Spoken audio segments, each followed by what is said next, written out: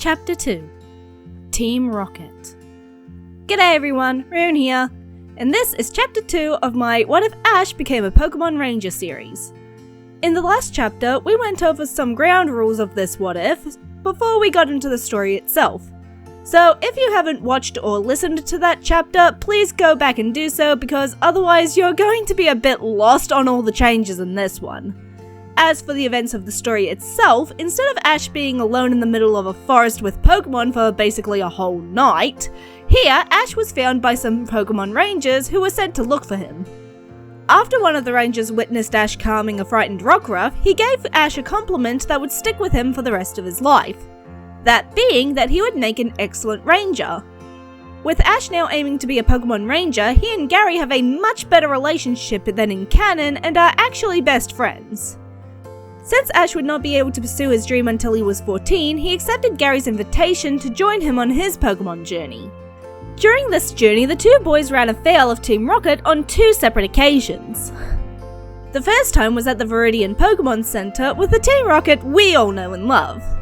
The second was with a group of Team Rocket grunts that were a lot more threatening than Jesse, James, and Meowth.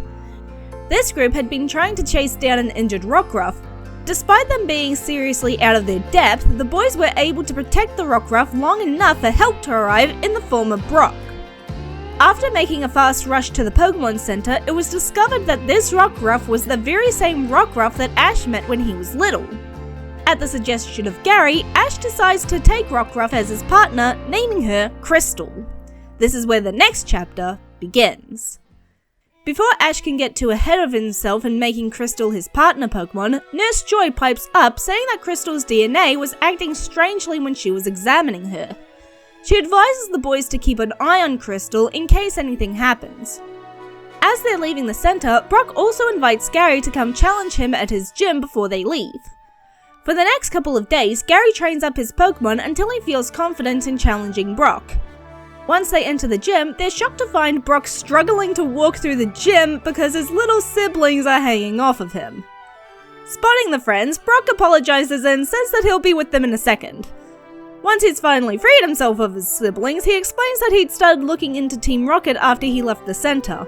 He was so focused on his research, in fact, that his little siblings had gotten frustrated that he wasn't spending enough time with them, which led to the scene that he'd walked into. He then asks Gary if he's ready for their battle, and he agrees. Now, as Gary has Squirtle and Brock is using his base rock types, this is an easy victory for Gary, who is given the Boulder Badge. It is at this point that Brock's father shows up, offering to take over the gym so Brock can go on his own Pokemon journey. However, this time, Brock declines. After the encounter with those rocket grunts, he's got the feeling that there's something really bad brewing. He can be of more help using his contacts as a gym leader to investigate than wandering around as an average trainer. With that said, Brock then gives Gary and Ash a Pokegear in order to stay in contact in case either of them find anything. Continuing on their way, Gary and Ash have only just left Pewter when they come across a young girl who is being attacked by an out-of-control Gyarados. Acting on pure instinct, the two boys rush in to help, with Gary sending out his newly evolved Pidgeotto and Ash joining the battle with Crystal. When the Gyarados attempts to attack them with Hydro Pump, Gary has Pidgeotto grab onto Crystal in order to carry her away from the attack. However, when Gyarados aims an attack straight at Ash, she forces her way out of Pidgeotto's grip and dives in order to intercept it. While she falls, the crystal at her neck begins to glow, enveloping Crystal in a bright light. The ball of light that envelops her lands between Ash and the Hydro Pump, blocking the attack and forcing everyone to shield their eyes from the glare. When they open their eyes, they are shocked to see that Crystal has evolved into a Daybreak Lycanroc. Recovering from their shock, Ash and Gary work together to wear Gyarados down before Gary catches it with one of his Pokeballs. With the battle over, Crystal is once again enveloped in light and returns to being a rockruff, much to everyone's confusion.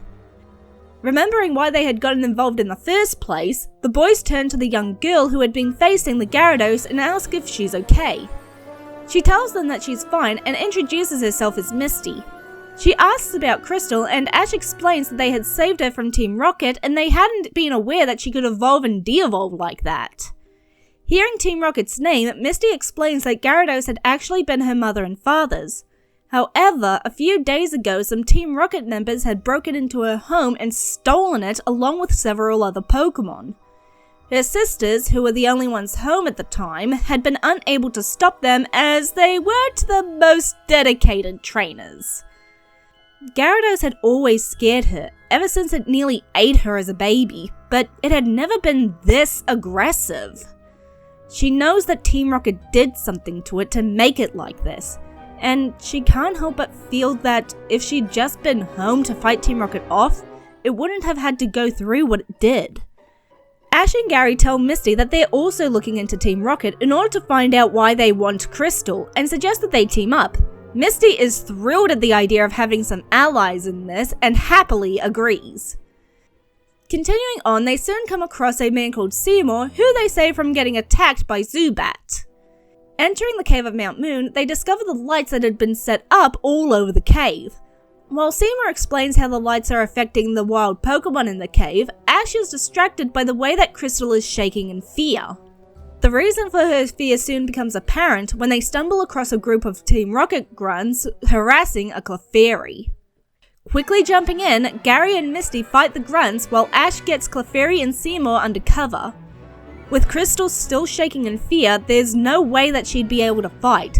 So the best Ash can do is make sure that she's out of sight so Team Rocket doesn't attack her. Over with Gary and Misty, they're confronting the Rocket admin, accompanying the grunts about what their group did to Gyarados and Crystal, demanding to know what they did. To which the admin responds, "How should I know? You expect me to know or remember every little Pokemon we experiment on?" This infuriates both Misty and Gary, who begin to fight even harder. Ash watches the fight from his hiding spot with Seymour, Clefairy, and Crystal while trying to comfort Crystal. He's so distracted by the battle in Crystal that he doesn't notice the grunts sneaking up behind him until one grabs him and the other grabs Clefairy and Seymour. The only one that isn't grabbed is Crystal, who is currently paralyzed with fear. Luckily, Ash's startled shout has alerted Gary and Misty that they're in trouble, and so Misty has broken away from the fight to rush to their aid. Seeing how terrified Crystal is, Ash tells her to run. He'll be fine, but she needs to get somewhere safe. Crystal stares at Ash, eyes wide with fear. Then, all at once, the fear vanishes, replaced with determination. Without warning, Crystal charges the grunt holding Ash, sinking her teeth into his arm. At the same time, Misty has Starmie hit the other grunt with Rapid Spin. These attacks force the grunts to release their captives. Ash scoops up Crystal while Misty catches Clefairy and Seymour scrambles to his feet. Together, they all run over to Gary, who's directing his Squirtle to hit the admin's Rhydon with a powerful water gun. This attack sends Rhydon crashing into the cave wall, which causes a cave-in, leaving Team Rocket on one side of the wall of rocks and debris and our heroes on the other. From there, our heroes are led to the giant moonstone and see the Clefairy dance around it. While Seymour decides to stay with the Clefairy, the gang don't leave Mount Moon alone. A little ways down the road, they are surprised to find themselves with a new tag-along. The Clefairy they'd protected had followed them, wanting to be with Misty and thank her for saving it. And with that, Misty gains a new, unexpected member of her team. After some time, our group of heroes finally make it to Cerulean City, where they make an immediate beeline to the gym. They arrive to find a large building looking very worse for wear. The walls are covered in holes, scorch marks, and cracks. Entering, they find Misty's sisters trying to comfort some very young Pokemon which must have hatched from eggs not long ago. Seeing that their sister is back, they run up to her asking if she's okay and if she's had any luck in her search. Yeah, having nearly all of your Pokemon stolen because you didn't take your job seriously and then needing your little sister to clean up your mess is quite the wake-up call. Especially when said sister volunteered to look for the Pokemon, despite one of them being a Pokemon that traumatized her. Yeah, these versions of Misty's sisters are nowhere near as obnoxious and annoying. Misty introduces them to Ash and Gary and explains what happened with Gyarados. The girls thank them for helping their sister and ask if there's anything they can do to thank them. More thinking out loud than actually answering, Gary says that he'd been wanting to challenge the gym, but with the state they're in, it doesn't feel right. The sisters tell him that a gym battle is the least they could do after everything he and Ash have done. However, they do admit that they don't have any Pokemon that are challenge ready. All of the Pokemon they currently have are the children of the Pokemon that were stolen, and they're still only babies.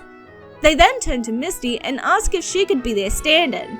Since she'd left before Team Rocket attacked, she still had some Pokemon that would be strong enough for Gary's challenge. Misty agrees easily, also seeing it as a way to thank Gary for his help with Gyarados. The sisters then ask Ash if he'd like to challenge their gym too, to which he politely declines, explaining that he's not a trainer. Gary takes on Misty with Squirtle and his Pidgeotto, resulting in an easy win as he doesn't have to deal with any disadvantages that Ash had in canon. And since he was able to win against Misty's sisters when they had their full teams, I think it's a foregone conclusion. With the battle won, Gary is presented with a Cascade badge. With that little detour done, our group of heroes begin to make their way out of town. On the way, they run into yet another group of rocket grunts, this time chasing down an Eevee with silver fur. Seeing the Eevee in danger, the three jump in to help, with Misty and Gary taking on the grunts and Ash scooping up the injured and exhausted Eevee. As Ash turns to rush the Eevee to the center while Gary and Misty handle the grunts, the Eevee watches the brown-haired boy defend it until it passes out. With much more experience than the first time they encountered these crooks, and with stronger Pokemon, Gary and Misty are able to drive the grunts off. With the grunts dealt with, they race to the center where they meet up with Ash. They are just in time for Nurse Joy to approach them, saying that the Eevee is going to be fine. Moving into Eevee's room, they are surprised when Crystal jumps onto the bed and the two happily nuzzle each other. Ash theorizes that since they were both being chased by Rocket and they knew Crystal had been experimented on, that they must have been in the same lab at one point. This time, Gary is the one that the escapee takes a shine to, as Gary had been the one that Eevee had seen defending her before she passed out. Gary is more than happy to take in the Eevee and immediately swaps her with one of his other Pokemon. They also find out that while she's happy to be caught by Gary, she's less than thrilled about being inside a Pokeball for any period of time. Which they all agree does make sense, since she'd likely spent all of her time with Rocket in a cage. So Gary decides to let her stay out of her ball. Just as they're about to leave, Eevee hears Ash call Crystal by name and tugs on Gary's shirt. Frowning up at him, she points to Ash and Crystal and gives a few short cries. Ash, a little help? Walking over to them, Ash watches as Eevee repeats her actions. Tilting his head, he turns to Gary. I think she's saying she wants a name too. Beaming, Eevee gives a happy yip, confirming Ash's guess. Caught off guard, Gary begins to frantically think of a name. He gets an idea when he sees how her silver fur catches the light and decides to name her Luster. As soon as he makes this decision, he's hit with the realization that now that he's named one of his Pokemon, he's going to need to think of names for all of his Pokemon. Tossing Ash a half-hearted glare, he informs him that he's blaming him for this. Then he grins and says that since this is Ash's fault, he is now going to be helping him think of names for all of his Pokemon. With that, Gary picks up Luster and heads for the exit with a cackling Misty, while a spluttering Ash trails behind them. And that, everyone, is where I'm going to leave the story for now. Join me next time as our group of heroes finally reach Vermilion and start to get the answers they've been looking for. I'm Rune, see you next chapter.